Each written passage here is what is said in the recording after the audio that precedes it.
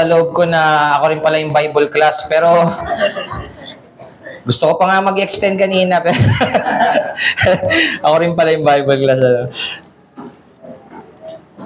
Sige. So, habang nagsisiyar yung iba, while we settle down, manalangin tayo para sa mga pag-aaralan natin. Let's pray. Aming Diyos, nagpapasalamat kami sa kagandahan ng Ebanghelyo. Kami patuloy na lumalapit sa inyo upang kami patuloy na maturuan at magkaroon ng matibay na paninindigan sa mga katotohanan ng inyong aral.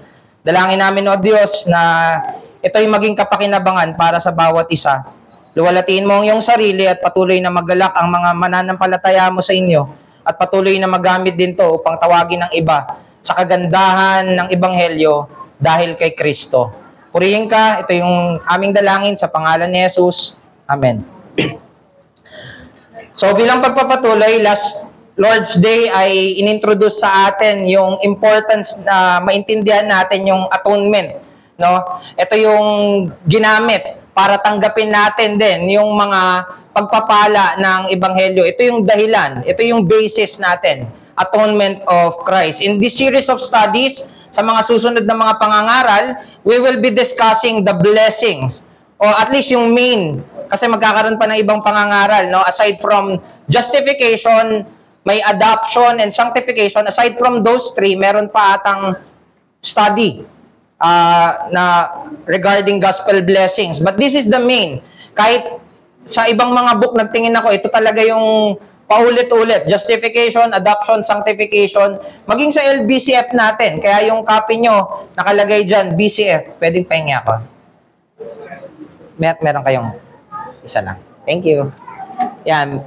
BCF, Baptist Confession of Faith, Chapter 11. So, kung gusto nyong mas maintindihan pa at maggumawa ng mga pag-aaral para lalong maintindihan yung about sa justification, you can very helpful yung LBCF para maintindihan natin to. So, again, justification, ito yung blessing to have the right legal standing before God. Bakit? Dahil lahat ay nasa ilalim ng kondemnasyon. But we will also be discussing adoption. So, main difference lang, ito naman yung pagiging miyembro ng pamilya ng Diyos. At yung sanctification naman ay paglago tungo sa wangis ng ating Panginoong Hesukristo. So, right now, we will be discussing justification. So, una, tignan natin kung ano yung mali o yung naging perversion in the history of the churches. No? Let's be aware that there is a perverted meaning of justification na siyang pinanghawakan at error ng Iglesia ng Roman Catholic, no? Roman Catholic Church. Ang sinasabi nila, ito yung mali about their claim about justification. Sabi nila, justification does not mean to make righteous, upright, or good. Ang sinasabi kasi nila, kapag usapin ng justification, ginagawa ka nitong mabait. No? At yun mismo yung pinapabulaanan natin. No? Sabi ng RCC Catechism, we have there, parang number 1990 ata pa yung nakita ko about this. Justification detach man from sin which contradicts the love of God. Yung justification daw, hinihiwalay yung tao sa kasalanan na laban sa pag-ibig ng Diyos. At ito yung word, and purifies his heart of sin. Nagpapabuti o nagpapadalisay daw ng puso na makasalanan. Sabi ng Council of Trent naman, justification is not only the remission. Hindi lang ito patungkol sa pagpapatawad ng kasalanan, ito din ay sanctification o renewal o pagbabago ng panloob na pagkatao. Kapag ang sample na pinakita natin dyan, one justified by a judge is not made good, but declared not guilty. Helpful yung illustration ni John Murray about surgeon and a judge. Ang surgeon daw, pag inoperahan ka, may nagbago sa'yo. Wala kang paa, inoperahan ka, nilagyan ka ng paa, may bago sa'yo. O kaya yung puso mo may cancer, tinanggal yung bukol, may naalis sa'yo, may nagbago sa'yo. Pero hindi ganun yung ginagawa ng judge. Ang ginagawa ng judge, nagde-declare. No? So ganun. ang sinasabi ng Roman Catholic, nagbabago daw yung tao. No? Anong ibig natin sabihin? Justification is an announcement that a person is righteous. It is very important for man to be righteous in the sight of God. Tandaan natin yon. Napakahalaga na tayo ay ideklarang matuwid sa harapan ng Diyos dahil walang makakaharap sa Diyos nang walang katuwiran. Actually, ang declaration dito is perfect righteousness. The perfect righteousness. Kaya yung ibang Tagalog ng justified ay inaring ganap. Bakit inaring ganap? Kasi yung completion. Merong sense ng perfection. Hindi lang to basta katuwiran, ito ay perpektong katuwiran dahil kay Kristo. Dineklara na may perpekto kang katuwiran dahil sa perpektong katuwiran ng Panginoong Hesukristo. Yung ibang mga language na ginagamit when we talk about justification, para sa mga bago, ito rin yung mga naririnig natin at nababasa natin na pinawalang sala, ibinilang na matuwid o idineklarang matuwid, inaring ganap. So those are the terminologies. Nung pumunta kami ng Leyte, ito rin yung isa sa mga important distinction when they are translating the Bible. Paano namin to ipapaliwanag sa kanila o paano namin to ita-translate sa kanila. Hindi ko lang maalala kung ano yung language nila pero napakaingat nila in terms of their language. Itong mga salitang ito ay mga legal or judicial terminologies because justification is a legal act. Distinguish to dun sa moral process ng sanctification, sabi ni Berko. By grace, sabi ni Richard Sibbes, by grace we are what we are in justification and work what we work in sanctification. So makita nyo mayroong distinction ng justification and sanctification. Ang problem with the RCC, pinagsama nila. Pinagsama nila. Though magkasama naman kasi talaga sila. Pero yun nga, nagkakaroon ng mga error sa teachings dahil doon. Nagkakaroon ng conflict. At ang problema pa, nadidistort yung word. So, ganyan ang justification, kapag tinignan ka ng Diyos, ang tingin ng Diyos sa'yo, walang kasalanan. Yun ay dahil sa ginawa ni Kristo sa krus. Yung pinag-aralan natin nung nakaraan about the atonement, very significant. Pinambili o pinambayad yung ginawa ng Panginoong Hesukristo. Hindi ito patungkol sa ambag mong kabutihan. Kaya we want to really distinguish yung justification dahil it's not about your contribution, it is purely on Christ alone. Dahil sa ginawa ng Panginoong Hesukristo. Kaya inano natin yung atonement nung nakaraan. Dahil sa obedience niya, we are reconciled, we are redeemed dahil sa ginawa ng Panginoon Hesukristo. This is not based on what we have done, it is completely based on who Jesus is and what He has done for sinner like us. Good news ba to? Tinatawag natin na gospel blessing, yung justification, blessing ba to? No. Isipin mo kung ikaw ay nasa death row, ikaw ay mamamatay at bukas na yung bitay mo, electric chair, siguro ayaw mo nang gumising dahil sa mamamatay ka na. Pero pagising mo, nabalitaan mo na merong tao na nag-volunteer na mamatay para sa'yo. Para hindi na ikaw yung mamatay.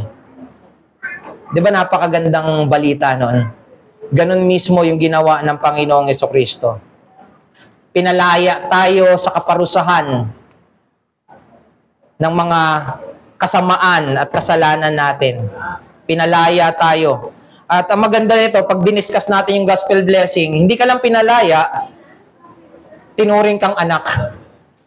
Alam mo yung parang isang ex-convict, paglaya niya, ano nang gagawin niya pagkatapos? Pero dito, inampun pa siya nung nagpalaya sa kanya. Adoption. Tapos, pagdating niya sa bahay ng Diyos, pagdating niya sa bahay na nagampun sa kanya, sinasanay pa siya, pinapabanal pa siya para maging katulad ng anak. Sanctification. Kaya yun yung mga connection ng justification, adoption, sanctification. So, both testament of the scripture, ginagamit nila yung word na justify para ideklara ang isang tao na matuwid Okay, Deuteronomy 25:1, sabi dyan, if there is dispute between men, they can come to court that the judges may judge them and they justify. Yung word na justify, ay yung ibig lang sabihin, pinawalang sala, inacquit. They justify the righteous and condemn the wicked. Ito yung tamang paghatol. Okay, pinawalang sala, yung matuwid, kinondena, yung masama. Problema sa atin yun. Masama tayo eh. Problema sa atin yun, makasalanan tayo.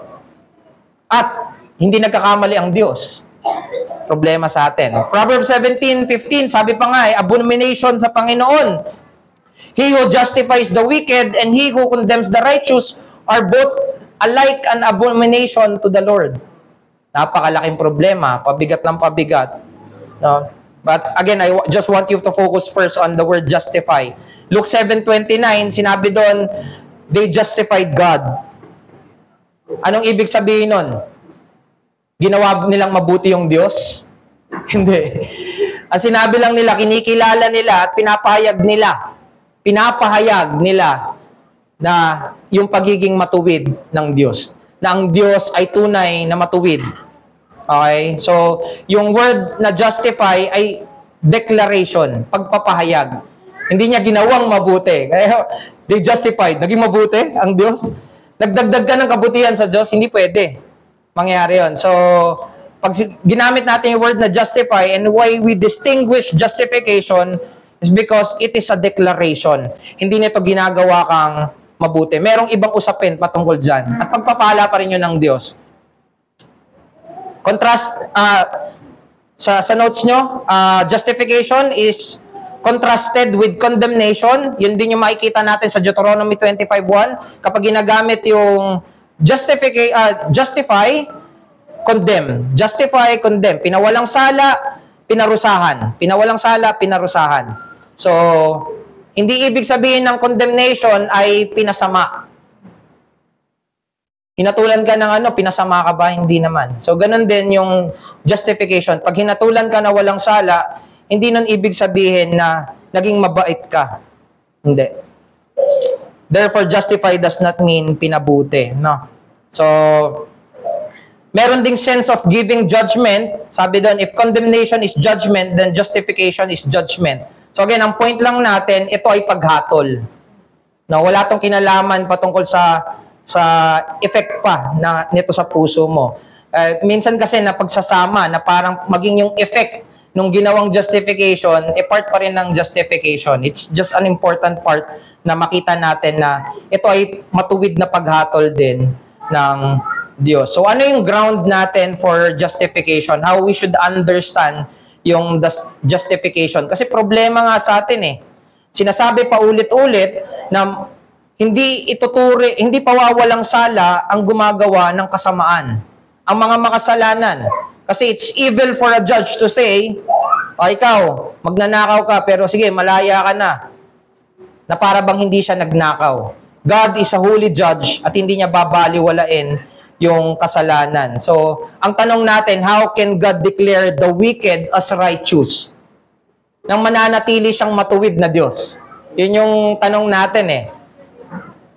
In God's justifying, there is a new and unique factor that is not applicable to the ordinary cases. Actually, sa pag-uusap natin nung nakaraan, pinag-usapan na natin yung representation. Okay, yung constitutive factor na sinasabi ni John Murray doon sa book niya is pertaining lang doon sa representation. Someone represent you. Hindi kasi ito yung normal pagdating sa mga hukuman ngayon. Na parang pag ikaw yung nagkasala, sasagutin ka ng nanay at tatay mo. Ako na lang po ang ikulong nyo. Hindi siya ganon, no? Pero in this case, unique siya. At pinakita yan sa atin even in the Old Testament. No? Sa Romans 5:15, 17 to 19, makikita natin yung representation. For example, mankind is declared sinners. Bakit? Dahil kay Adam. Dahil si Adam yung nagre-represent sa mankind. Na yung ginawa niya, tinuturing na ginawa na rin ng nasa ilalim niya. Same as true when we are declared by when we are declared righteous, it is because God Christ represent us. Kung si Adan, tayo na nasa ilalim na Adan ay tinuring na makasalanan dahil sa ginawa ni Adan, tayo ay maaaring ituring na matuwid dahil sa perpektong katuwiran at ginawa ng Panginoong Hesukristo. Ito yung sense ng representation. Sa Romans, puro ano yun, sa justification, mababasa natin, marami pang ang preaching si Brother PJ. Binibiro ko nga kanina, sabi ko, dapat sa'yo to eh. Ikaw nag-discuss niya. Pero again, every Christian dapat alam din yung about sa justification. Again, dito tayo nakapanghawak. Maraming sasabihin, bakit ako sisisihin sa kasalanan ni Adan? Kung hindi, sino magliligtas sa'yo? Isipin mo yun Maraming nagsasabi, bakit ako sisisihin dun sa kasalanan ni Adan? Wala naman daw siyang ginagawa para sisihin siya. Actually, gumagawa ka ng masama. Kung susuriin natin, if we will be honest, marami tayong kasamaan sa sarili lang natin. Pero ang dahilan nun ay dahil meron tayong minanang kasalanan kay Adan. At pagpapakita yon na yung kasamaan ay nasa ilalim na ang kasamaan ay nasa kanila na nasa ilalim ni Adan. So, again, being righteous, we need someone who can represent us with perfect righteousness. At walang ibang magre-represent sa atin kundi ang Panginoong Hesukristo. So, makikita natin dito yung divine exchange. Makikita niyo yung illustration dyan. Yung kasalanan natin ay napunta sa Panginoong Hesukristo. Ang wording ay imputation, no? Parang ibinilang kay Kristo yung mga kasalanan natin. Kaya doon sa 2 Corinthians 5:21, yung katwiran naman ng Panginoong Hesukristo ay ibinilang sa atin. Kasalanan natin, ibinilang kay Kristo. Katwiran ni Kristo, ibinilang sa atin. Yung tawag nila na divine exchange. So, righteousness of Christ and sin of man. Dito mo maintindihan yung 2 Corinthians 5:21. God made him who had no sin to be sin for us so that in him we might become the righteousness of God. Tandaan natin, when God justifies us, hindi niya to binabaliwala yung mga kasalanan natin. Kaya lang tayo tinuring na matuwid dahil merong pinarusahan dahil sa kasalanan natin at yun ay walang iba kundi si Kristo. Hindi niya binaliwala yung kasalanan mo, pinarusahan niya yung kasalanan mo, hindi nga lang ikaw kundi si Kristo. Kung ikaw ay nananampalataya kay Kristo. Ngayon, kung wala kang pananampalataya kay Kristo, ikaw yung haharap at magbabayad ng bawat kasalanan mo, and that is eternal damnation. We need an eternal one. An eternal one that has perfect righteousness for us to be saved in eternal damnation. God can justify us because Jesus was punished in our place. Dahil sa kamatayan, dahil dun sa atonement ng Panginoong Hesukristo, God can justify us and still be perfectly just in always punishing sin.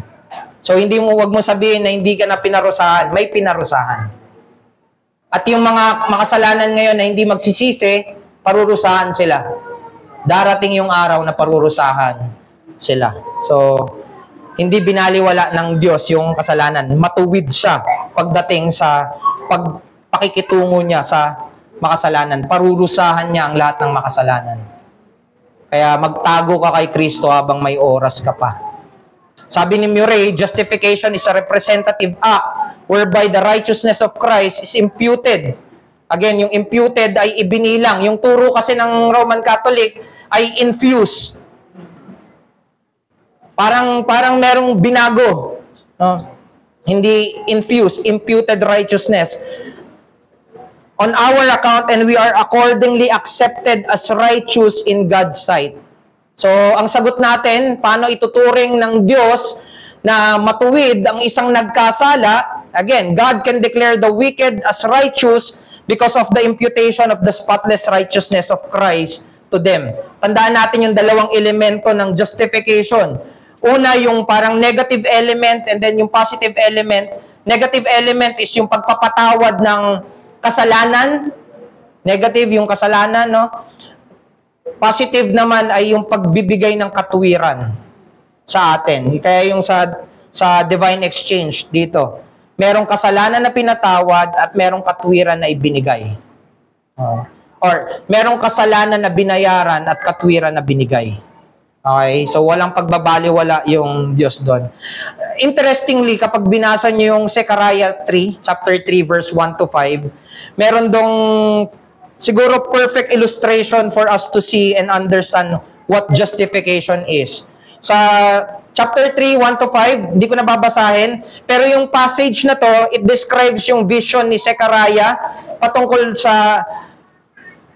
kay Joshua. Yung Joshua. Pero ito yung Joshua na hindi parehas nung nag-lead sa army ng Jericho. Itong Joshua na to ay pumapatungkol dun sa high priest ng Israel. Si Joshua yung nagre-represent sa mga tao ng Diyos. Tapos dun sa vision ni Zechariah, nakita niya si Joshua na nakasuot ng maruming damit.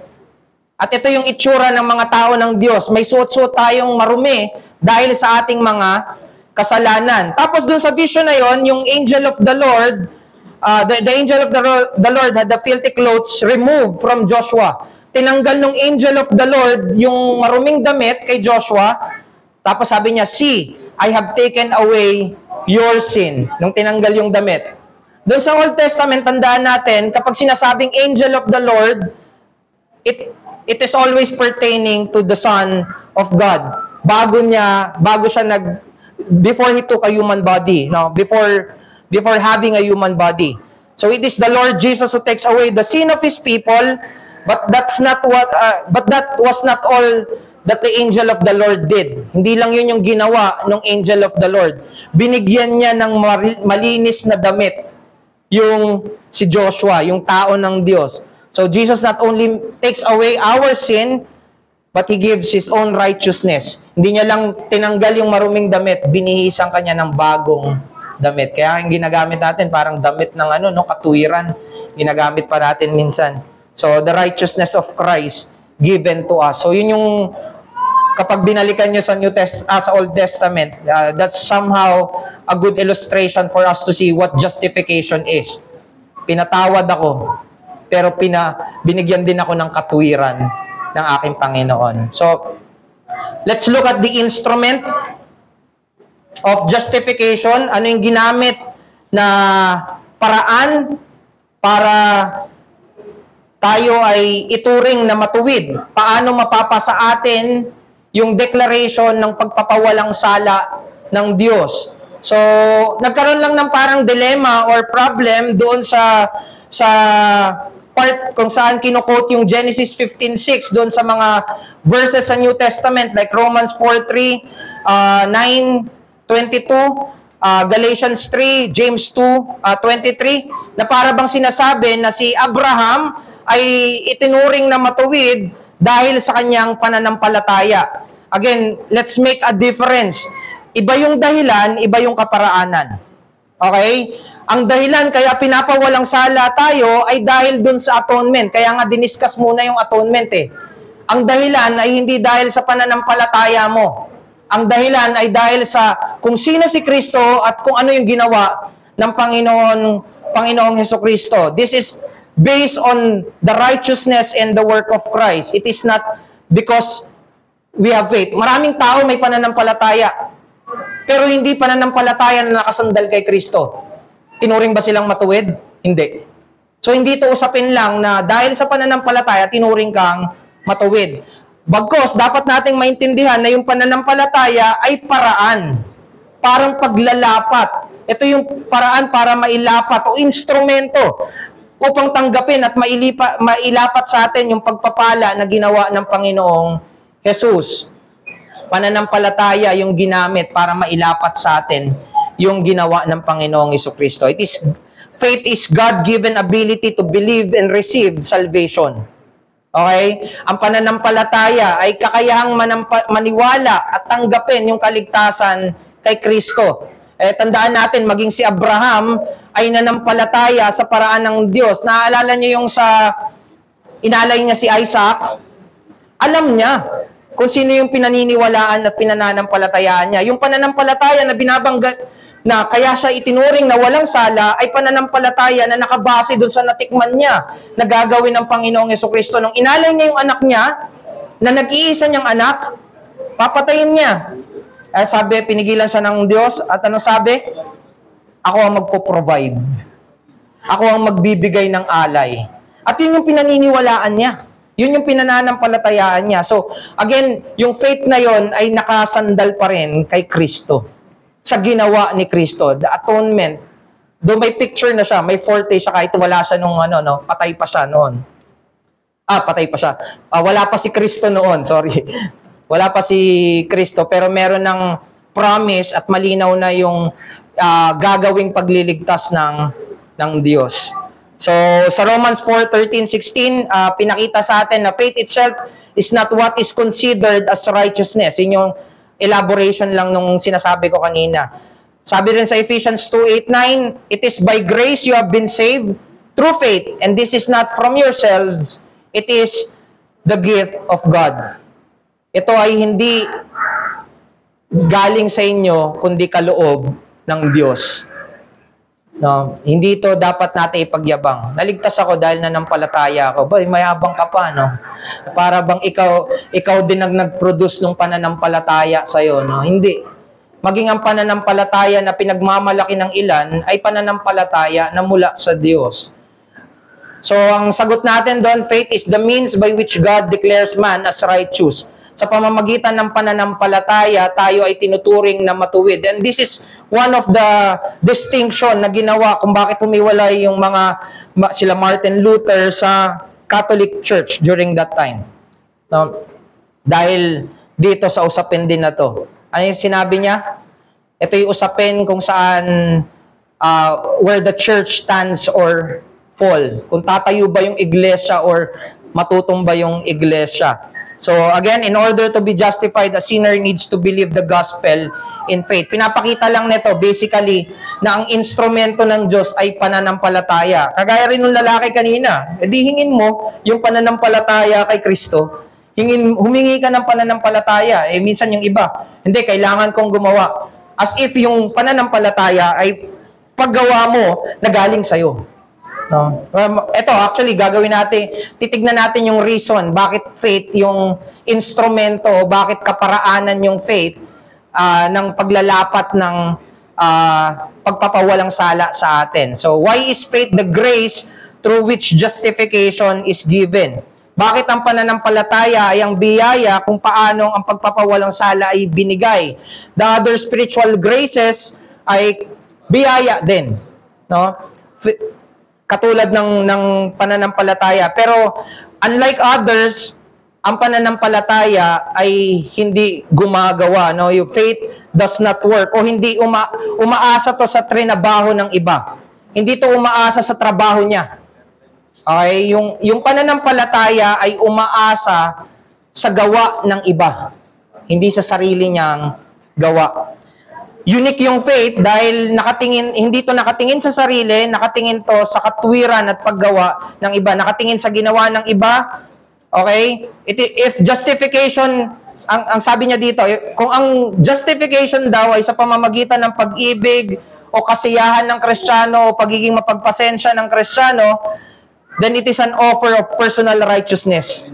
Kung ako ay papawalang sala dahil sa pag-ibig ko, personal righteousness ko yun. Kung dahil sa kasiyahan ko, dahil sa pagpapasensya ko, personal righteousness ko yun, which is hindi sapat. Kasi again, babalikan natin, ang kailangan na katwiran ay perpekto. Ngayon, kung tatanungin kita, perpekto ba yung pag-ibig mo? Perpekto ba yung kasiyahan mo? Perpekto ba yung pagiging mapagpasensya mo? No. Ngayon, ang tanong, perpekto ba yung pananampalataya natin? Hindi din. Kaya kahit mahina na pananampalataya, basta nakasandal sa perpektong katwiran ni Kristo, it can save. Kaya let's have faith. Kahit mahina, no? Hindi na ginigrade pa, no?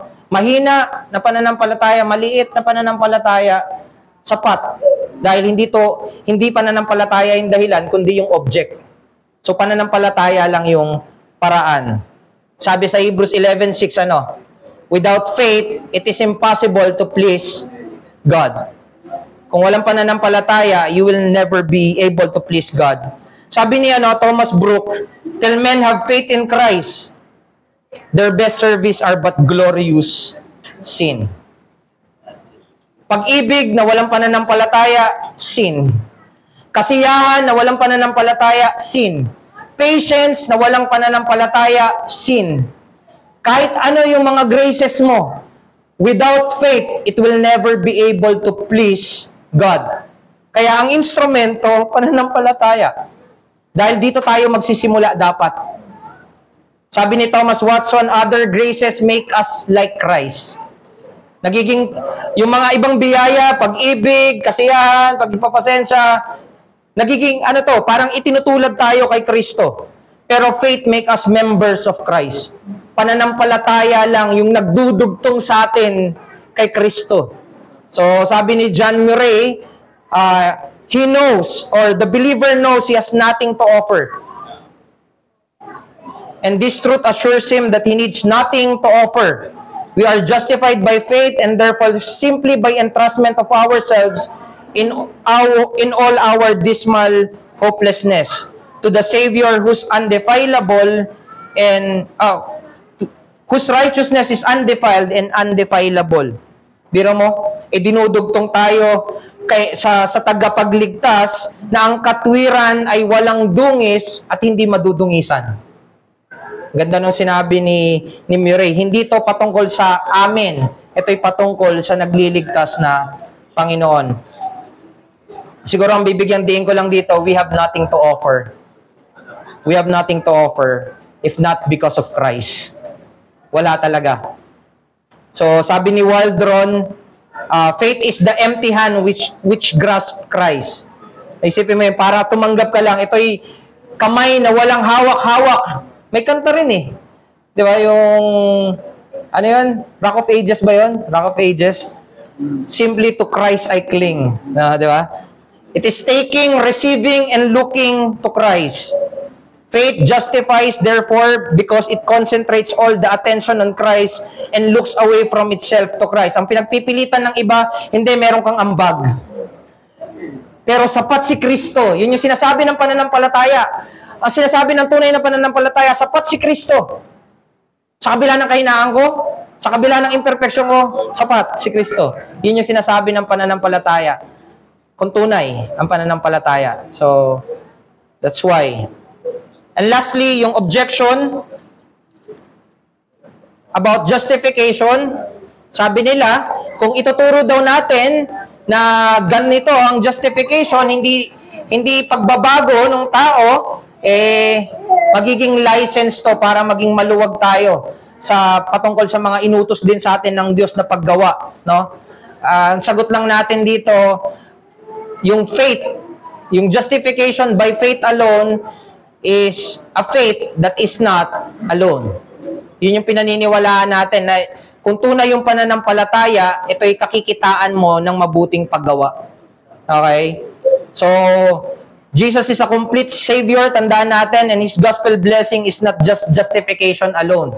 Pero dahil ang pinag-uusapan natin, justification, tandaan natin na sapat ang manampalataya. Walang contribution mo para ideklara ka na matuwid. No? Iba pang usapin yung sanctification. Pag-uusapan natin yan sa susunod.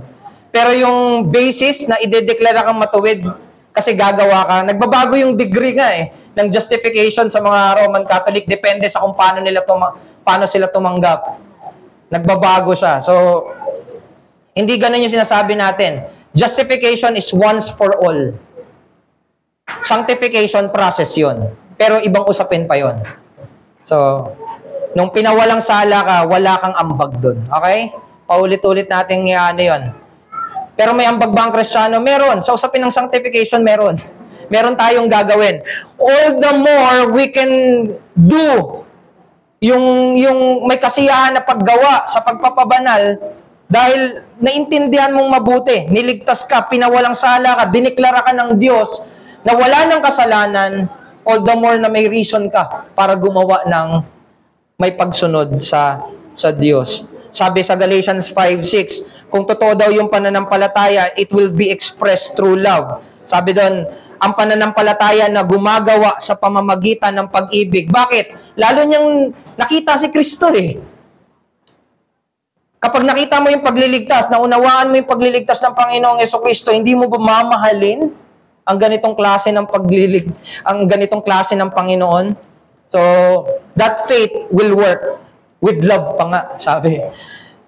Sa James chapter 2, ito, familiar to sa atin.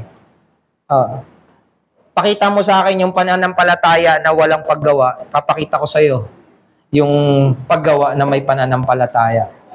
No. Professing faith is useless to all unless proven by action. Anong silbi ng pananampalataya na hindi gumagawa? Yan. So we are with them naman, naintindihan natin, pero hindi natin sinasabi na dahil sa paggawa natin pinawalang sala tayo. No, it's about Christ. Hindi tayo yung namatay sa krus. Si Kristo 'yun.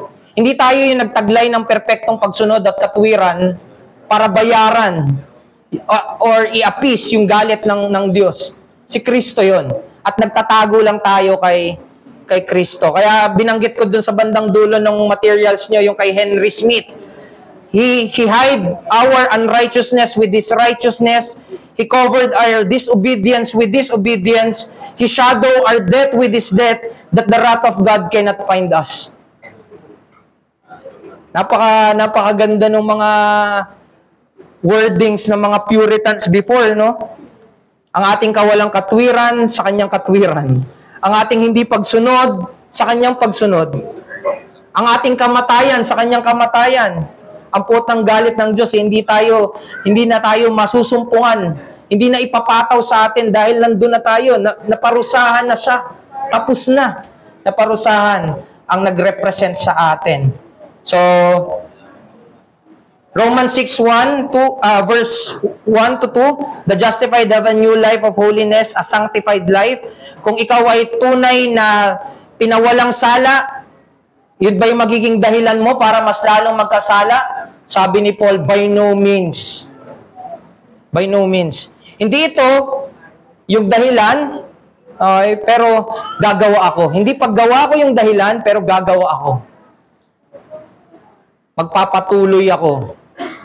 Lalabanan yung kasalanan ko. Hindi ako magpapatuloy sa kasalanan, magpapatuloy ako dun sa pinananampalatayaan ko. So, sabi ni Murray, faith alone justified, but a justified person with faith alone would be a monstrosity which never exists in the kingdom of grace. Sa kaharian ng biyaya, wala kang masusumpungan doon na tao na pananampalataya lang tapos absent yung paggawa. Wala. Napakapangit na nananampalataya lang pero walang involvement or walang paggawa. Sabi pa nga ni Sinclair Ferguson, para praise ko na lang, good works are reflections of our salvation, pero not a contributing factor of our salvation. Hindi ito nagdadagdag para pawalang sala ka. Pinawalang sala ka, therefore, gumawa ka. Yun yung tunay na pananampalataya sa pagpapawalang sala ni Kristo. So, justification is, kaya natin hiniwalay para makita natin 100% it is about Christ, not about us.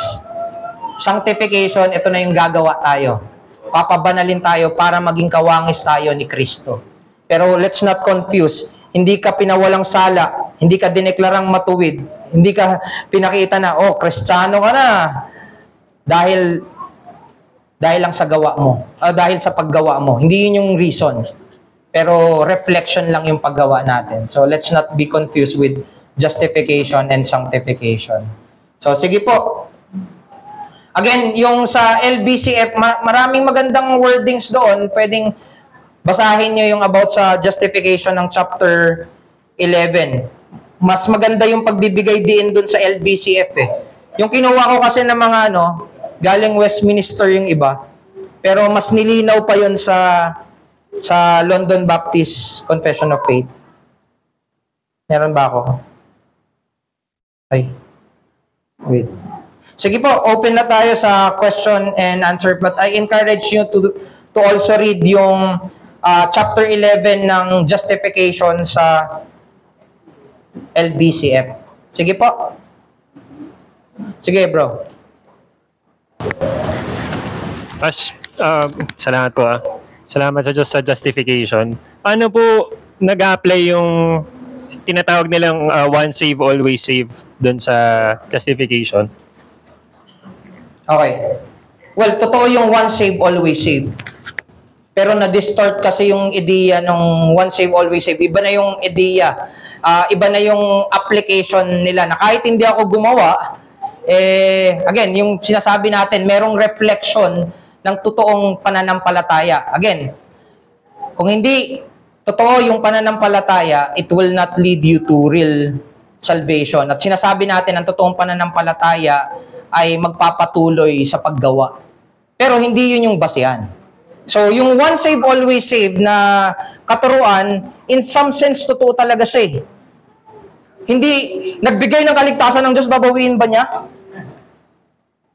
Kaso, hindi totoo yung tumanggap. At ang assumption nila, ligtas sila. Ang totoong nagliligtas, merong pagpapasalamat sa nagligtas. Merong paggawa para dun sa nagligtas. Makikita ko na yung real sense ng pagiging Kristiyano ay hindi yung maging stagnant lang ako. Kaso ang ginagamit, yung once save, always save, para maging license nila to sin. Very contrary yan sa Romans 6. Na kung pinawalang sala ka, niligtas ka na, gagamitin mo ba yung lisensya para magkasala? Yung osas kasi ginagamit para magkasala eh. Tapos more on declaration pa ng pagkaligtasan yung gawa nila. Na, ligtas ka na kasi nanalangin ka ng prayer. Kadalasan, ganun yun eh. Yung once save, always save, yun din yung nag-hold nung mga manalangin ka lang, maliligtas ka, sigurado yun. Nang walang pagsusuri sa pananampalataya. Bakit sa mga Reformed churches, ang member sinusuri pa? Sinusuri yung pananampalataya kung totoo. Dahil maraming twisted. Dahil dun sa laso ng osas. Pero yung katotohanan na kapag nagligtas ang Diyos, tiyak na ligtas ka. Therefore, tiyak na magpapatuloy ka hanggang dulo. Very dangerous lang na gamitin na license. Kahit anong magandang turo, kung yun yung magiging dahilan mo para magkasala, run from it. Kung reformation na magiging dahilan para mas lalo kang maging matigas sa Diyos, hindi mo naiintindihan ng mabuti yung reformasyon. So, very dangerous yung osas, pero merong totoo dun na napakaganda. Kapag nagligtas ang Diyos, sigurado. Hindi niya Oy, Arvin, ligtas ka ngayon, bukas nagkasala ka. Yun nga yung confusion eh.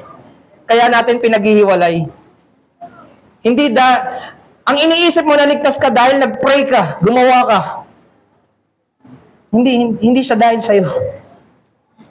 Kompleto, perpekto, nung nanampalataya ka sa perpektong katuwiran ni Kristo, ligtas ka. May mga tayo sa manghihina ka, pero yung mga tao na humawak doon sa kabutihan nila, na gagawa ako, at ito yung basihan kung ba't ako naligtas, kaya pag nag-fade yung paggawa, magdududa sila doon sa kaligtasan nila. Kasi mix up eh. Ano ba talaga nagligtas sa'yo? Gawa mo o yung gawa ni Kristo? Kung gawa ni Kristo, babalik ka kay Kristo. Kaya kapag nanghina ka sa paggawa, dati active ka, very on fire pa, yung gamit on fire, tapos biglang nag-lay low, ibig ba sabihin na hindi ka ligtas? Pwede. Pero hindi ka aasa doon sa kamalian mo, aasa ka doon sa katuwiran ni Kristo, babalik ka kay Kristo. At hindi yun yung gagawin mong dahilan para magpatuloy sa pagkakasala. Ligtas naman ako, ba't pa ako babalik? Pag dumating si Kristo, sasabihin ko nag-pray ako ng prayer Pinawalang sala ka dahil sa kabutihan mo? Hindi siya.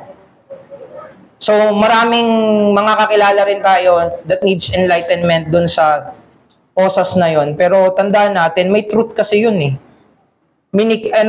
Twisted lang. So, very dangerous na karamihan nun nakabase na sa gawa ng tao. Na-address ba? So ikaw na sumagot. Pas dun sa nabasa ko kasi yung book ni Arthur Pink regarding dun sa The Doctrine of Sanctification. So meron siyang sinuggest na justification is only half of the solution whereby we get into heaven. Dun sa book niyang Doctrine of Sanctification. Ngayon yung question ko kasi talamak to sa among evangelicals and even sa reformed circles, na parang yung gospel blessing ay umiikot lang doon sa justification. So, ang question ko is, masasabi ba natin na yung justification without sanctification is dead? Kasi ito yung trajectory na nagiging antinomian yung maraming mga evangelical Christians na parang sapat na nandun lang sa estado ng pagiging justified without yun sinasabi mong Parang ganun din yung osas eh.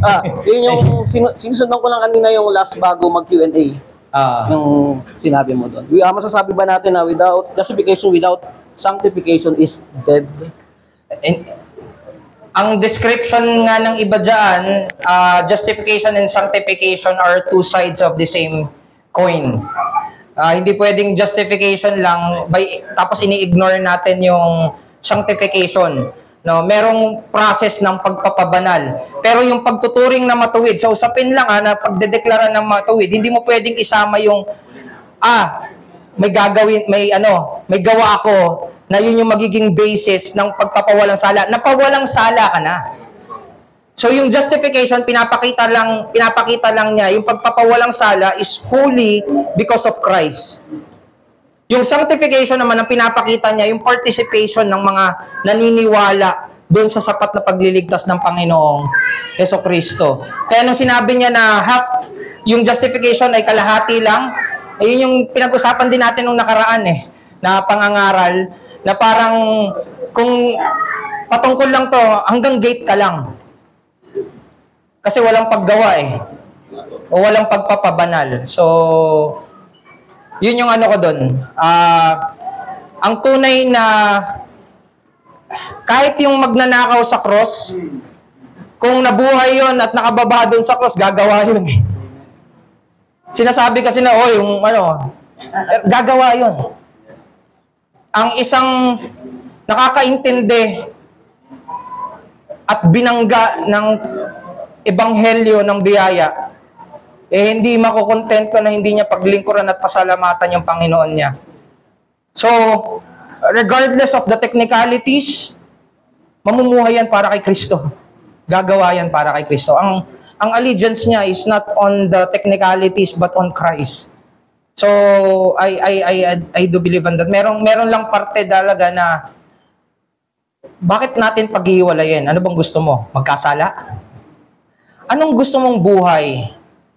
Siyempre yung buhay nung nagpalaya sa'yo. Di ba? Parang, ang tanong sa'yo, pag pinawalang sala ka, ano nang gusto mong mangyari sa'yo? Gawin kung ano gusto mo?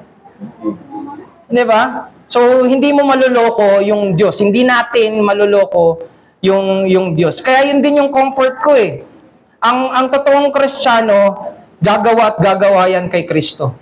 Ang totoong pinawalang sala, gagawa at gagawa para kay Kristo. Pero yung kay A.W. Ping, ngayon ko lang na ano yan, Naging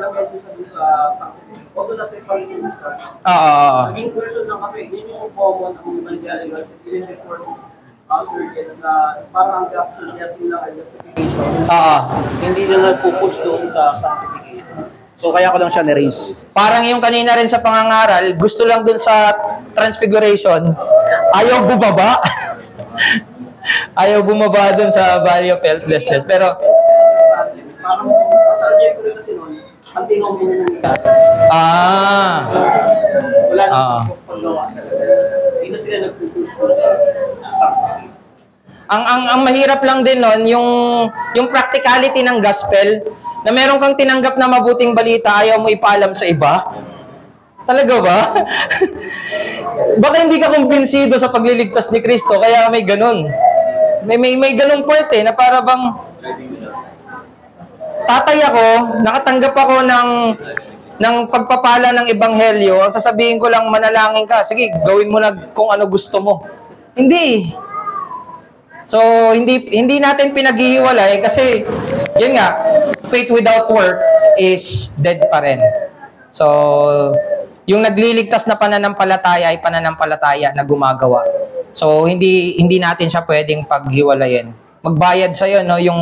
Yung side, yung pera, ito lang yung may picture, yung likod, blanco. Kahit kanino ka magbayad na tindahan, ibabalik yun sa'yo. Hindi totoo yan. Peke yung pera mo na yan. Bakit? Blanco yung kabila wala yung sanctification eh. So, sige, dagdag ka. May tanong lang po ako, Pas. Kasi po yung may nagsasabi na yung basis ng Christianity ay faith in the Apostles' Creed. Yung basics nun, Christian ka. Pero paano po yung mga naniniwala dun sa Apostles' Creed but they reject yung doctrine ng justification? Can we consider them as Christian or not? Kasi yan po yung nauuso ngayon. Kumbaga, kapatid namin kayo kay Kristo, pero hindi kayo Protestant. Parang based on distinction na lang siya. Hindi na siya, kumbaga, hindi siya brother siya, pero iba kayo ng position sa justification. Yun po. Nung una, very dogmatic ako about it eh. Pag sinabi ko, sa RCC walang maliligtas. may ganun akong thoughts before eh. Pero yung iba kasi, again, totoo sa pananampalataya, nakikita yung kasapatan ni Kristo, pero nalilito sila dahil dun sa maling katuruan. Ayoko maging sarado at sabihin na lahat yan mapapahamak. Pwede kasi, medyo nahihinder lang sila na mas makita yung katotohanan dahil dun sa twisted truth. Pero karamihan ng humahawak sa Apostles' Creed, hindi rin talaga inaaral kasi yung Apostles' Creed eh. Bakit mahaba yung portion nung patungkol kay Kristo doon? Bakit yung blessing dito, napakaganda no, napaka-iksi. So, siguro sa akin ang pag-address ko doon parang magpapatuloy silang alamin kung ano yung katotohanan if they are true in the faith. Pero hindi ko sasaraduhan kasi minsan ang judgment ng tao, yun pa yung nagsasabi at naghihinder sa kanila sa truth. So, challenge to para sa ating mga Kristiyano na maging may paliwanag din natin ng malinaw na pinawalang sala tayo dahil kay Kristo lang. Okay, pero merong part kasi dito na baka may mga mali ng katuruan based on sa sinasamahan mong relihiyon na nako-compromise at marami pang iba na pwedeng imbis na madala mo sa kabutihan, hindi. Pero may mga namimit kasi tayo eh, na very genuine yung kabutihan nila. Pero ang tanong, very genuine ba si Christ? How they adore Christ? Kasapatan ni Kristo na kapag nanghina sila, babalik at babalik pa rin sila doon sa kumpleto, sapat na ginawa ni Kristo. Applied to them because of faith, not because of what they did. Pero hindi ko dinideny na malaking contribution ng iglesia eh. Malaki contribution ng mga kaparaanan ng biyaya. Kaya ang nagiging problem ko, pag ang focus sa church lang, hindi na nakakapagbasa ng Biblia. Kasi nakaasa na doon sa hindi na rin, wala nang personal piety din. At na-ignore yung other means of grace. So, I would not be black and white doon sa pagsabi, ligtas yan, hindi yan ligtas. Kasi hindi ko alam kung ano talaga yung totoong puso nila. Pero, malinaw na merong part na kapag mananatili sila doon, they will be holding on twisted truths na pwedeng mapahamak sila. Parang ganon. So, I would still engage with them and tell them, pinawalang sala ka dahil kay Kristo. At masaya ako na gumagawa ka para kay Kristo. Makakatulong yun para mas maunawaan mo na sapat si Kristo. Kompleto yung ginawa niyang kaligtasan. I don't know kung paano i-engage yun, pero yun. Kasi minsan, yung iba very radical sa pagsagot niya na para bang ayaw na makipag-usap ng tao sa'yo dahil hindi pala kami ligtas eh. Kasi nag-conclude ka na kagad na parang ikaw yung judge. We act as if we are God. Nainuko man natin. Again, ibabalik at babalik natin sila dun sa katotohanan ng salita. Sasabihin natin sa kanila, ikaw ay pinawalang sala dahil lang sa pananampalataya dun sa tapos na ginawa ni Kristo. Walang kailangan dagdag dun para maligtas ka. So, Yun siguro. Pero mahirap yung ganong engagement. Maging maingat lang tayo sa mga wordings natin dahil minsan ang pinaparating natin hindi katotohanan kundi tama tayo. Imbis na ma-share natin yung ang nakikita nila, yung pagiging tama natin. O sige, mali, kami na mali. Ganun kagad kasi. So maging maingat lang doon sa na yon.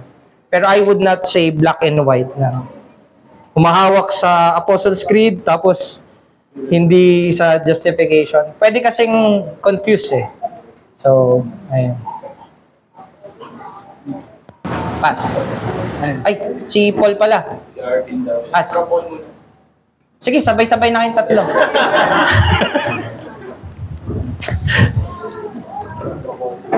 Pastor, may tanong po ako sa paano po natin bibigyan ng nuance yung para maiwasan yung pagkakaroon ng view ng eternal justification? Kasi 'di ba, ang pangako sa scripture is kung sino yung inelect, siya yung ma-justify. Kung sino yung ma-justify, sila yung mag-glorify. Paano natin bibigyan ng nuance yung ganon para maiwasan yung pag-hold sa eternal justification? Ano yung eternal justification? Simula pa lang justified ka na. Simula pa lang? No, So, justified. halimbawa, nung 13 years old ako, di pa ako nananampalataya, justified na ako, gano'n? May ganun siyang sense. Dahil sa virtue ng election. Sige nga, ulitin mo yung tanong. Medyo nagulat kasi ako dun sa eternal justification na Ang tanong ay, paano natin maiiwasan na mag-hold dun sa view ng eternal justification? Kasi 'di ba ang pangako sa scripture is kung sino yung na-elect, sila yung ma-justify, sino yung mga na-justify, sino yung mag-glorify. So, ayun, Pastor. anong problem dun?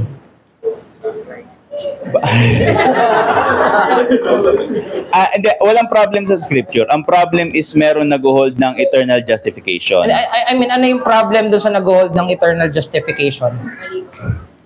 Mali. Hindi, paano siya naging mali? Para lang maunawaan natin.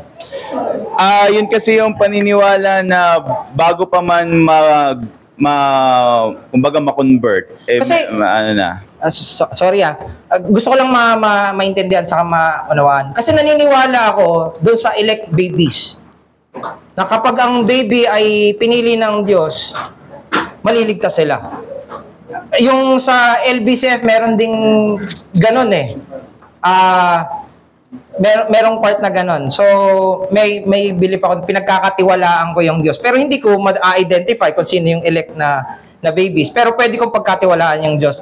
So, with that in mind, iniisip ko yung sa eternal justification. Sorry hindi ko kasi, hindi ako aware Pero ano yung naging problem dun sa eternal justification? Paano siya naiintindihan? Paano siya nasasabing mali nung marami? Ako, nakikita ko siya na mali personally kasi evangelist ako So, nagkakaroon ako ng false view na maliligtas naman talaga yung mga na-elect na. So, kahit hindi ako mangaral, maliligtas naman sila at some point. May mali dun sa application. Sa application, mali. Apo.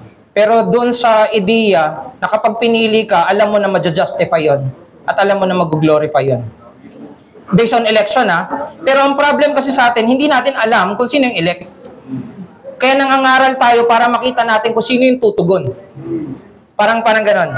We still have the work na ipangaral yung salita ng Diyos.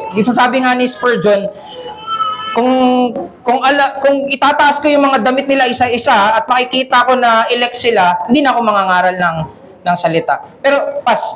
Clarify ko lang. Yung sinasabi ni Paul for justification, di ba kasi yung tinuro natin, ma-justify yung tao upon faith. Yung sinasabi nun, eternally, justified na siya. Kahit hindi pa siya nagpapit ng Walang faith. instrument. Meron, pero eternally justified na siya. Yun yung sinasabi ng eternal justification. Kumbaga, hindi mo kailangan magka-faith muna, saka ka lang i-justify. Justified ka na dahil elect ka. Okay. So, yun yung sinasabi. Clarify na. Pero yun yung tanong ko.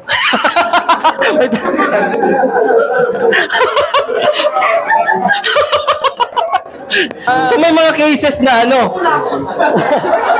Isa din sa issue kasi doon sa actually meron tayong Sige, maganda to. meron tayong Gawin kakilala. nating tanghalian yung ano. May kakilala ako na ganyan yung position talaga ng church sila.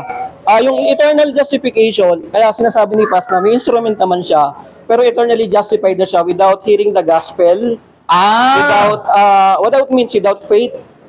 Eternally justified na siya kasi elect siya. So merong ganong posisyon na dati na namin nakausap. So yun yung tinatanong ni I think ni John Paul na binigyan naman ni Joseph. Kaya medyo nilinaw ko kasi hindi ko naiintindihan eh. Yun yung posisyon na yun na until now meron pa rin talagang ganyang klaseng paniniwala which is kinukumpare siya sa hyper-Calvinism.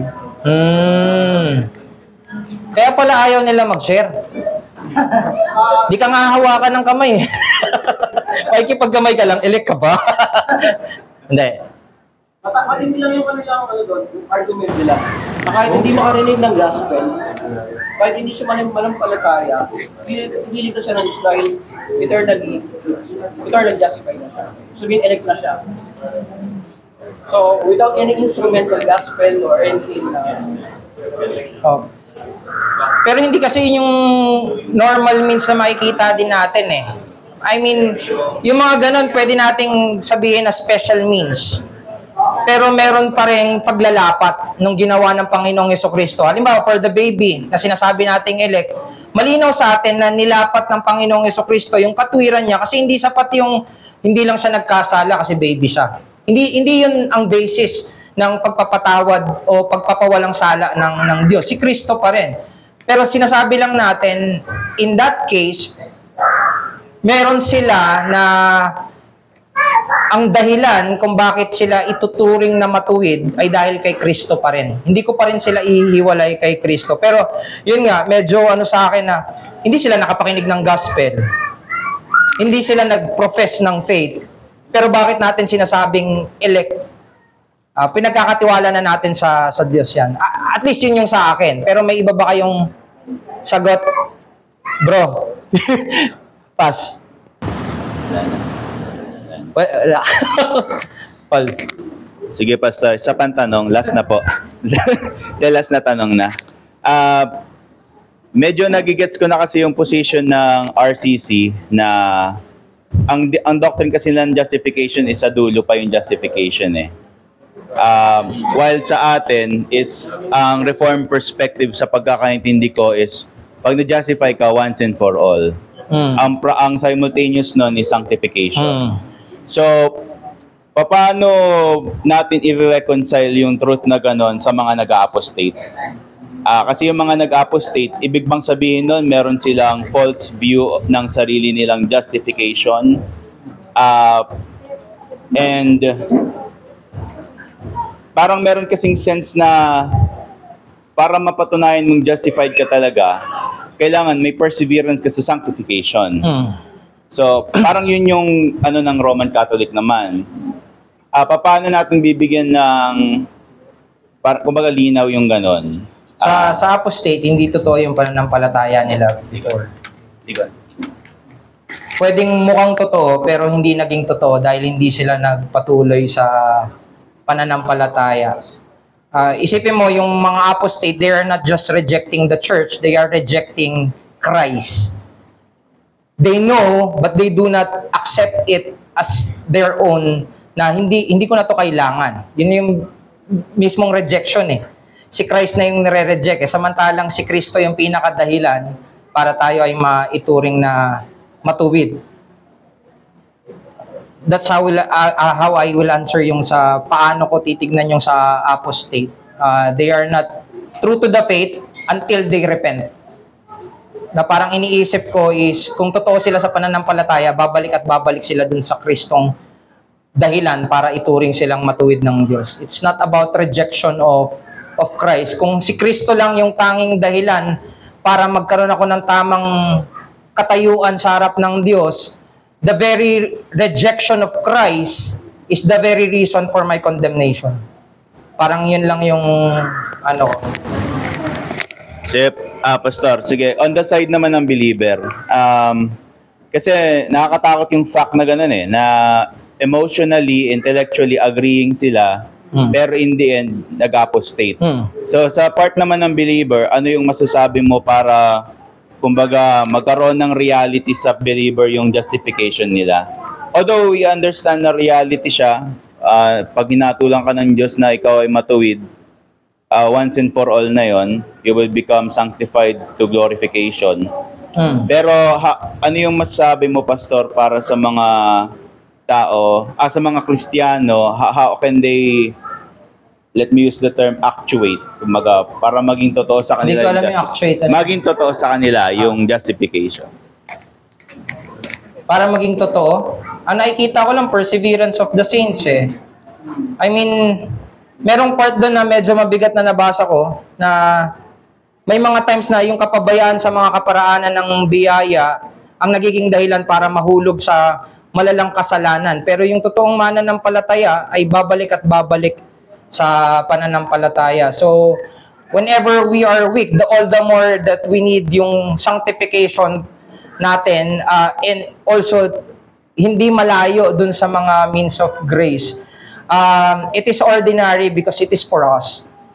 May mga parte lang na, may mga seasons talaga na manghihina ka, magdududa ka pa nga sa pananampalataya Pero yun yung pinaka, kanino ka babalik at kanino ka magpapatuloy. So, alam natin na kung magpapatuloy ka sa sarili mong kaparaanan at hindi dun sa kaparaanan ng Diyos, there's something wrong. You are in the wrong direction. Kahit pa sabihin na member ka ng church, you are in the wrong direction.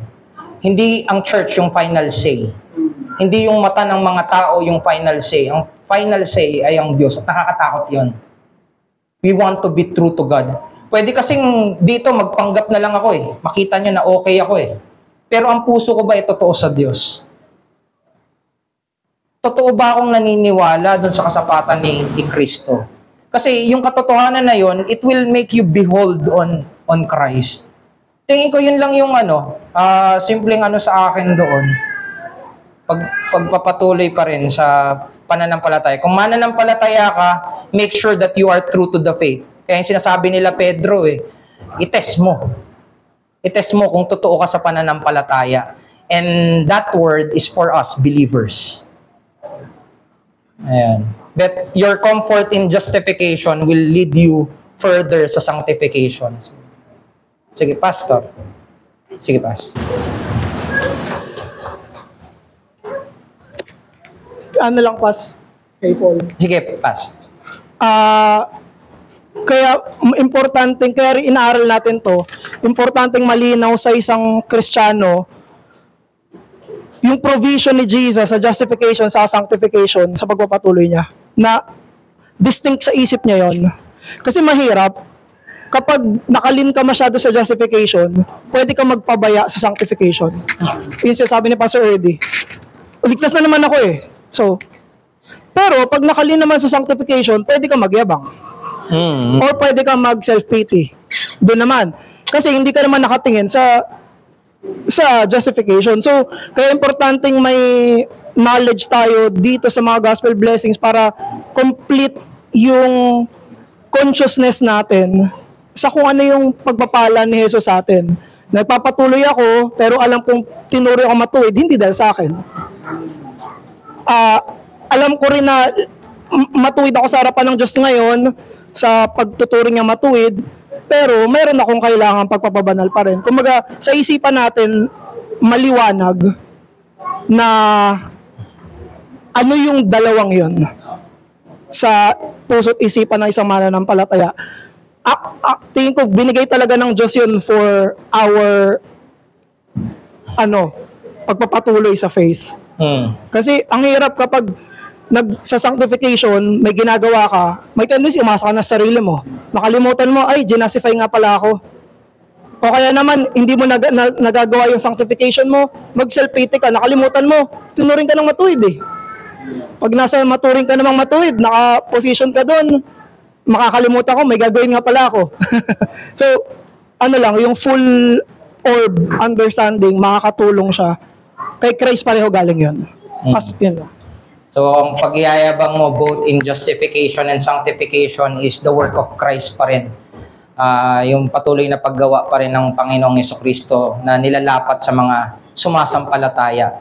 Kapag hindi ka kasi sumasampalataya, you're rejecting the work of Christ in you. So, ayun, patuloy sa pananampalataya, yung confidence natin sa justification should lead us more to sanctification na, mas masaya akong gagawa para sa Diyos na nagligtas sa akin. So, sige.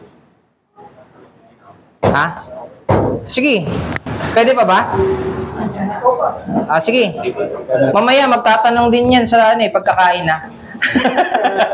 sige, Vin, parinig mo yung tanong mo. Sige, yung sa comments muna nung regarding sige. sa justification. Kasi clear naman yung scripture pa sa 2 Peter chapter 1 verse 10. Therefore, brothers, be all the more diligent to confirm your calling and election. For if you practice these qualities, you will never fall. So, yun yung clear talaga sa scripture sa 2 Peter. Thank you. Tapos yung isa ko pang comment regarding naman dun sa mga yung na-justified pero tamad. May critic na yan si Karl Marx May critic talaga siya dyan na-observe niya. Di Christian yun Yun nga ba. Na kung sino pa yung Kristiyano, sila pa yung tatamad-tamad sa lipunan. Na kung saan, alam na nilang mapupunta sila sa langit, hindi na sila kumikilos, nagpapakatamad na lang sila sa bahay nila. Yun yung nakakatakot kasi galing pa sa unbeliever at yun pa yung naging rason kung bakit napatibay yung socialism sa Russia. So, yun yung dalawang comments doon regarding naman dun, Bas. Siguro ang main question ko naman regarding sa May tanong pa pala. Comment lang. Yung tatlong, yung pangatlo kong tanong, okay lang ba yun na para malaman ko na nag-good works nga ako? Yung tanong ko, para ba malaman na nag-good works ako, pwede ko ba tanongin sa iba, uy, nag-good works ba ako sa'yo? Nalalamangan ba kita sa good works?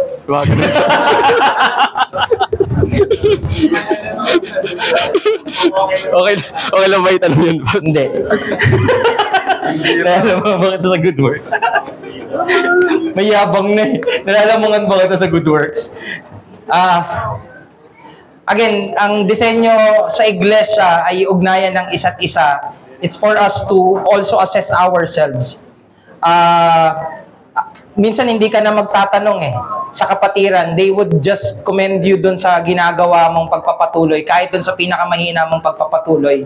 If that is true, in the faith that ginagawa mo yun para kay Kristo, it would benefit you kung ginagawa mo siya para kay Kristo. So, sa akin, that's okay kung malinaw yung intention that I want to serve the Lord better, let me know. Pero kung yung nilalamangan na wordings na nilalamangan ba kita sa good works, pero may sense na iniiwan na competition, so yun lang yung iwasan dahil magkakasama tayo sa isang katawan at tulungan tayo sa kabanalan. So may ganun lang din na part. Lumago ka, kapakinabangan sa akin. Paglago ko, may kapakinabangan sa'yo. Even yung mga silent graces or mga means of graces na ginagawa natin, pananalangin. Ang ganda, di ba, yung sa pananalangin, kahit hindi ko sabihan siya, pag pinanalangin ko siya, may pakinabang siya doon. So, yung lang din doon, ano yung pakinabang kapag inano mo pa sa iba yung about sa means of, ano yung nagbabother sa'yo, ano ba yung pinagdadaanan mo. So, mas maganda rin pag-usapan, ano yung mga kasalanan na pinagdadaanan natin, paano pinagtatagumpayan yung kasalanan. Pero yun, if what it meant is, how can I involve myself to the work of Christ? Please do. Gawin mo yun. Magpagamit ka sa gawain ng Diyos. So, salamat doon, Vin. Sige po, tayo ay manalangin. Aming Diyos, nagpapasalamat kami dahil ang kumpiyansa ng pagpapawalang sala ay hindi sa ano yung kaya naming gawin, kundi sa tapos na ginawa ng Panginoong Jesucristo. Maging malinaw sa amin na kailangan naming lumago sa pananampalataya din para mas lalo naming ma-behold yung ganda ng kaligtasan ng Ebanghelyo. Pagpalain niyo ang iglesia niyo na pinag-uusapan ng katotohanan at pinagsasaluhan ng katotohanan.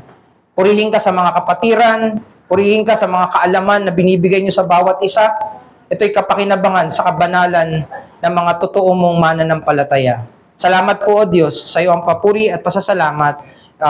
May we enjoy this fellowship and lunch that we will have para sa kapurihan mo sa pangalan ni Kristo. Amen.